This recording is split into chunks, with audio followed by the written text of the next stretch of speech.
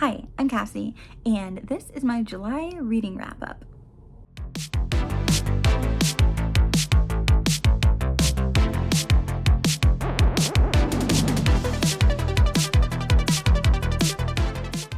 I actually almost forgot to film this, so we are in August, and I'm pretty sure I've talked about most of the books that I read last month, so this is not going to be long. I've mentioned this before, my reading has been a lot slower than it used to be. I went from reading like almost 40 books in a month to reading 4. July was actually a little bit better than recent months because I actually read 6 books, so go me. 2 of those were illustrated, but we're not going to talk about that. I mean, we are. That's the point of this video, but we're going to talk about that later. Because this video is so short, I'm going to remind you to drink your water because it is good for you and I need a reminder. Okay, so let's get started. If you've watched one of my last few videos, I read a bunch of books with water on the cover, and most of them are thrillers, one of them is a horror, and I had mixed feelings about those books, but they were some of the only things that I read this month. So I'm not going to go too much into those because I went through them, because I discussed them so much in that previous video, but I will go through a little bit because otherwise there's no video here. First up, I read Something in the Water, and this was not good. This is a domestic thriller. I did not like it.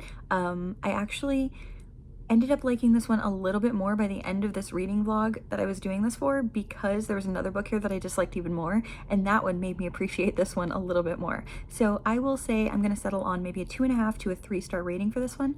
I probably wouldn't recommend it just because I didn't super like it, but I would recommend it way more than the other one I'm about to talk about. That one is Deep Water. This is genuinely one of the worst books that I've read this year. Like, it is not good. I did not like this. The main characters were all horrible, like very privileged, very whiny. I could not stand them. There were a lot of things in here that should have been common sense for the main characters not to do, and then they did them anyways, because if they didn't, there would be no story. I feel like there should have been no story because this was not it. Following this one, I read The Deep, which is the one horror book that was on that list, and I actually really like this one. I've read The Troop by the author, and I liked that one, I think maybe a little bit more. There were a lot more characters involved in that one. This one was a little bit more isolated just because it's set at the bottom of the ocean. I will say it felt very sci-fi, so if you're into sci-fi horrors, you should definitely check this one out. But if you're kind of like squeamished out by like gory stuff, maybe avoid it because there's a lot of really gross, gory, cool descriptions here that might not be your jam if you do not like that sort of thing. I love that sort of thing, so for me, they were great, but I can totally understand how they might not be for everybody, so I do just want to mention that as a warning because it's such a big part of that book. Honestly, it's such a big part of all of the author's books, so I would probably tell you not to read any of his books if squeamish, gory stuff really bothers you. Okay, and then so for the last book in that reading vlog, I read The Soulmate, and I actually liked this one a bit more than I expected to. I didn't like most of it, but then when I got to the end, I was like, aw. And something that makes me sad is always something that I end up giving a little bit of a boost at the end just because I like to be sad by my books and movies and stuff. I feel like if you can make me feel like impacted in my heart, then you've done a good job. So not everybody feels that way, and that's fine.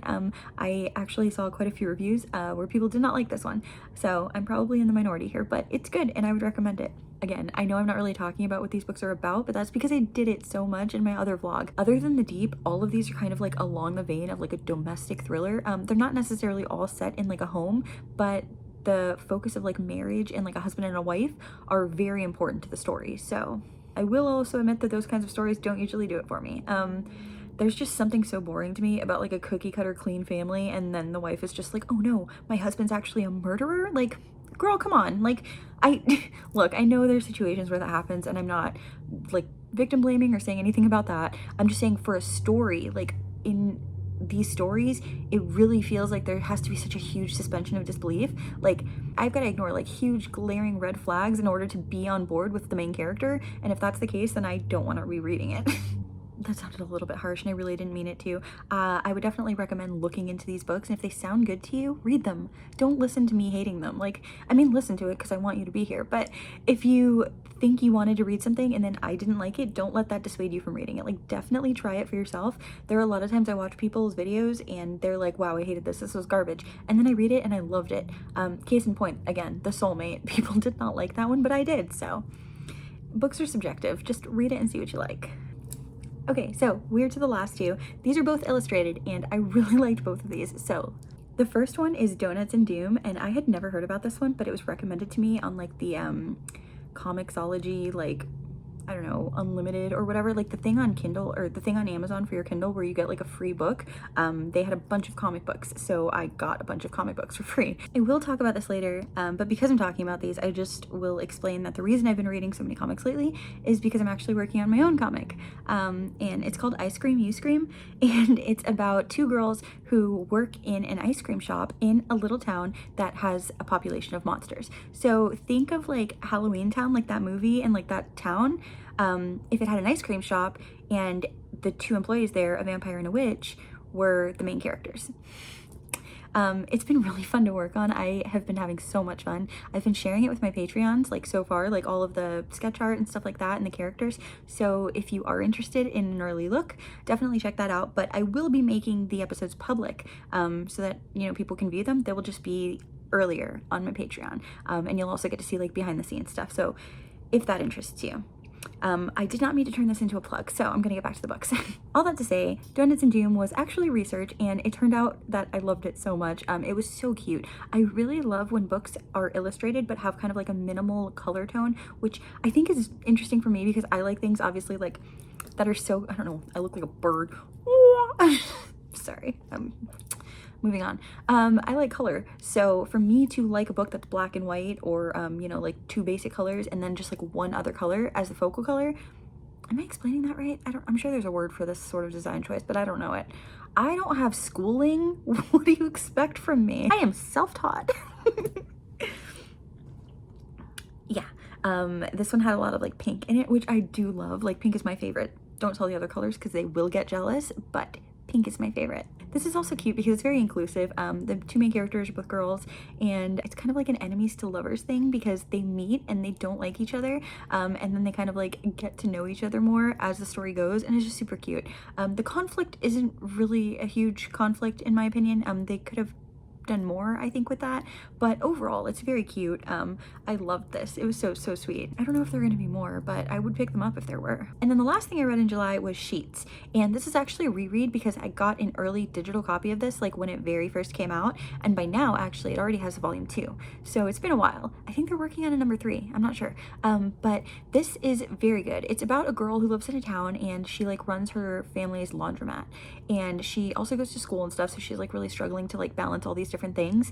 And then it's also about a kind of alternate dimension sort of town where the whole thing is populated by ghosts, and they're sheet ghosts. And one of the sheet ghosts goes in search of like something, and he ends up meeting the main character girl that's just in the normal human town.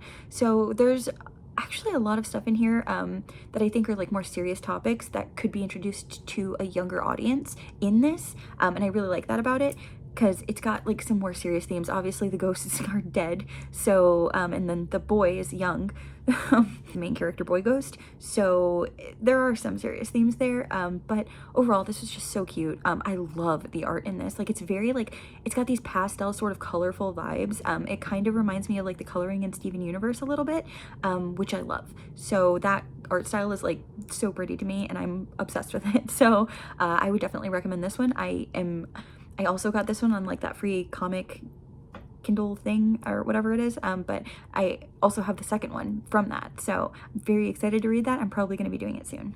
All right, see, so that wasn't so bad. I told you it wouldn't be very long. It's, I think, just over 10 minutes now, and I'm going to edit this down to maybe less. All right, so we're done. Told you that wouldn't be so long. It wasn't so bad, right? I did not read that much. And we are like in the middle of August now almost, and I've only read like 2 books so far, so I am not doing well.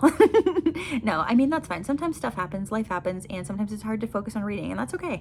There's nothing wrong with that. Whether I read 1 book, whether I read 0 books, whether I read 30 books, reading is good. So I'm just happy to have books and to be here talking about them with you. So yeah, I think that's it for today. Thank you so much for hanging out with me. Thank you so much for stopping by and watching videos on my channel. It means a lot to me that you're here. If you're interested in hearing more about my comic, let me know. Maybe I can do like a little video about it, or talking to you about it, or showing like the art for it or something. I don't really know how to integrate that into like my booktube channel, so if you have suggestions, definitely let me know. I will share stuff on social media too, so if you're not following me on Instagram, make sure you do that because that's probably where I'm going to be sharing things. I've been kind of avoiding Twitter since the whole change, so yeah. Okay, so that's it. I already said my outro earlier and then I kept talking, so thank you for hanging out with me. Bye.